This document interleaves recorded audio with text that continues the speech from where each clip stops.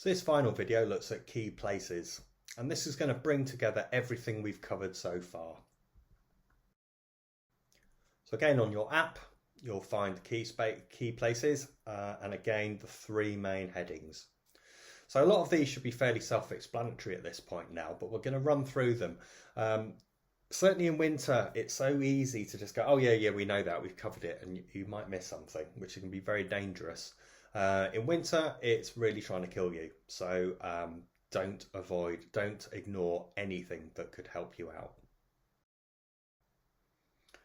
So key places really is exactly that. It's about making a decision at a key location. Do we carry on, or do we go back, or do we change our route completely? And I'll often have numerous key places in mind on any particular day. In summer, we cover these on our NNAS courses and some sort of summer navigation courses. This is about planning or pre-planning your escape routes should things just not be working out for you. It's even more important in winter. So poor visibility again, if you're uncertain, consider alternative plans. So you've got to the car park, you've had a look around, and you're thinking, I'm not going to be able to see anything. It's not looking very helpful. It's not looking very easy. Do I really want this day? Your first key point might literally just be, and it normally should be, the car park where you first arrive. If you're seeing that there's been evidence of avalanche activity or unstable snow, or if there's avalanches even happening, note the aspect. If you've observed signs of instability, avoid any slope like that or on a similar aspect. If it's windy, there'll be snowpack instabilities. And note where that new snow is accumulating and avoid. And bear in mind, snowpack instabilities should be expected especially high up in gullies and the tops of slopes. Snow accumulating at rates than more than 2 centimetres per hour is critical for increased instability and avalanches. That's a lot of fresh, unstable snow, which is heavy. So going back to our sort of theme that we've been carrying through, our sort of route plan, you can change your route. You can go elsewhere, and you don't need to go out at all that day. Quite a few winter days I've had have literally just been not happening, and we've gone and done something completely different. You can change your route, or you don't need to go out at all. You and your party. Make decisions collectively and only proceed when everyone is confident. Avoid pressing on because you think others want to continue. Are you tiring? Is that weather just intimidating? Be open to changing your plan. And you can again use a key place. Say, right, we're going to just head to this point here where it flattens out a little bit, then we can make a decision, for example. What about other people? Avalanches can occur on a slope even if there are tracks already present. Never think, oh look, people have gone here before, it must be fine. They may have weakened that slope to the point where it just takes one more person to walk on it and that whole slope's going to go, and you could be that one person. Keeping a good distance apart is always good practice when travelling and reduces exposure to avalanche involvement. But think about where to stop. Do you really need to go onto that slope? If you are feeling uncertain, there may be a very good reason. Does it feel right? And remember that kind of sphinctometer idea. And onto the landscape, really. Consider the consequences of an avalanche. Are you in a narrow valley or below or above cliffs and boulders? These can all worsen that avalanche effect. Avoid if possible. Avoid convexities. So just to remember, that's those areas where those sort of rounded shapes with two changes of direction. Snowpack is under a great deal of stress there, and activity here may trigger an avalanche. So it's not always possible to be certain about stability of a slope. If you are concerned, for whatever reason, choose a safer option. Or again, retreat, or again, you can always come back another day. So let's return to our example here. We have a forecast. This is our avalanche forecast, but we have a weather forecast. So this is all hypothetical. In the morning, winds southwesterly, 40 mile an hour, gusting 50 mile an hour, increasing to 50 miles an hour, gusting 70 westerly by the evening. So it's going to change. I'm going to change my route. Simple as that. I don't want to be out with 70 mile an hour winds, and my original route was quite a long day. Light snow will be clearing in the morning. So that is actually quite irrelevant to me, because 70 mile an hour winds, in fact even 40 mile an hour winds, there's going to be snow. There's going to be snow brought up from the ground, and that's going to be spindrift. So whether it's coming from the sky or the ground, it's going to have a similar effect. It's going to be whiteout conditions. Cloud bases at 500 metres in the morning, rising to 900 metres in the afternoon.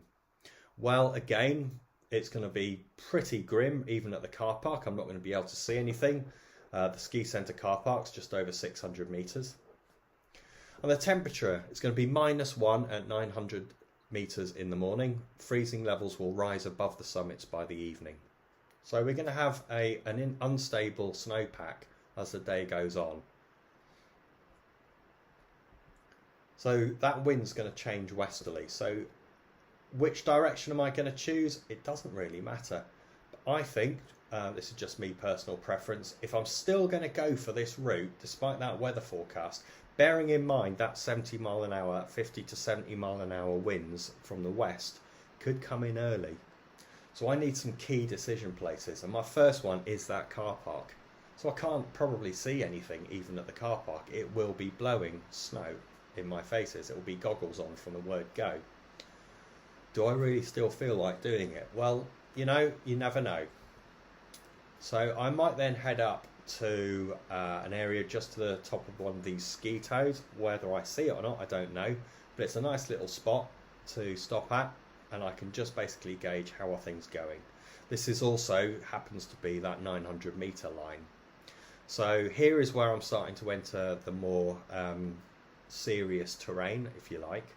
However, I do know, because I've done my homework and my planning, that I'm not on an avalanche slope. I'm just having to deal with some pretty unpleasant weather. So my next decision point might be the Ptarmigan Cafe.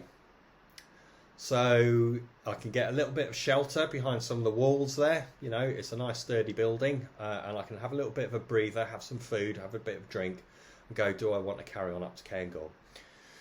Now, my knowledge, because I've been there enough times, there is a nice little fenced pathway that takes you all the way up. So it's almost like you can handrail up through these ropes. I don't know if they're buried under snow or not, because bear in mind, this wind is absolutely piling snow into this area. It's a relatively gentle gradient, so I'm not too worried about avalanches. What I am worried about is this is going to be absolute knee-deep, waist-deep powder snow, so it's going to be fairly unpleasant. And that wind is going to be really strong up here, and I'm going more or less head into it. I might be getting some shelter from Cairngorm itself. That's another key decision point. I can always just turn back if I'm not feeling it or the group's not feeling it. Summit, again, as another key decision point.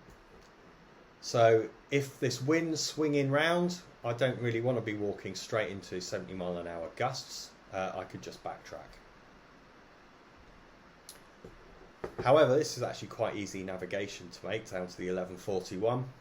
My next decision point is either to stay on the ridge, or if I can see this path, I can, or at least evidence of, I can drop down, and I should be quite sheltered by this ridge. Then I can just take this line that avoids most of the ski toes and walk out that way.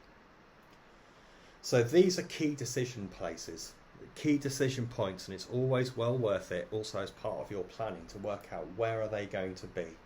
Sometimes you don't know, sometimes you just have to make key decision judgments on the day. But remember, there is no harm in turning back, and remember the rules. So don't make a bad job worse. So if things aren't going right, don't press ahead, because that'll just make the situation worse. Have fun, don't die. In winter, definitely be organised and be bothered. If you're starting to sweat too much, take a layer off. If you're starting to get cold, put another one on. Don't let things get worse. Mountains have a brutal way of dealing with overconfidence, and they are not fair or unfair, they are just dangerous, and especially so in winter. Getting to that summit for the Munro baggers is optional. Getting down isn't. And there will always be another day. The mountains will still be there. And a day on the mountain is never a wasted day. So never also be afraid to ask questions. You know, is everyone all right? Trust your compass, and your feet will tell you what's happening in the snowpack. And if you can find one that's been scoured by the wind, crest is best. So just one last one there. What your summer plans might tell you is possible, or walk highlands or what have you, halve your plans in winter. There isn't enough daylight hours, and trying to get through snow in often brutal conditions, your speeds will be a lot slower.